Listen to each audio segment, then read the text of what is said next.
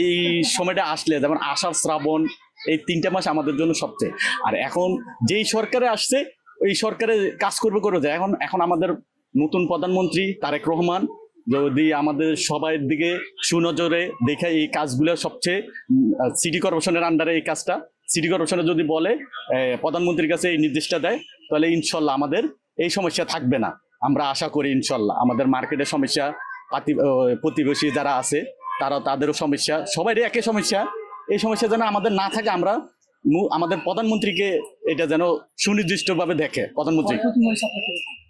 আমাদের তো প্রতি বছরে ক্ষয়ক্ষতি হয়। এর আগের বছরে এরকম পানি উঠে আমার অনেক বই ভিজে গেছে, কারণ আমাদের বই ভিজলে তো আর এটা আমাদের আর করার কিছু নেই, সব নষ্ট হয়ে যায়।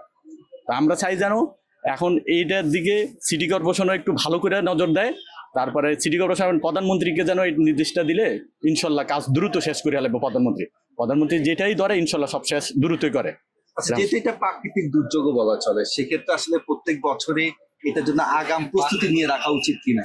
যেমন আমরা এটা আগে যেরকম আমরা বই ভিজে যায়, আমাদের পানি উঠে বই অনেক নষ্ট হয়ে যায়, এখন আমরা আগামে সব রেডি করে রাখি। দেখছেন না আপনি, আমি আগামে উঠে গেছি। এখন যদি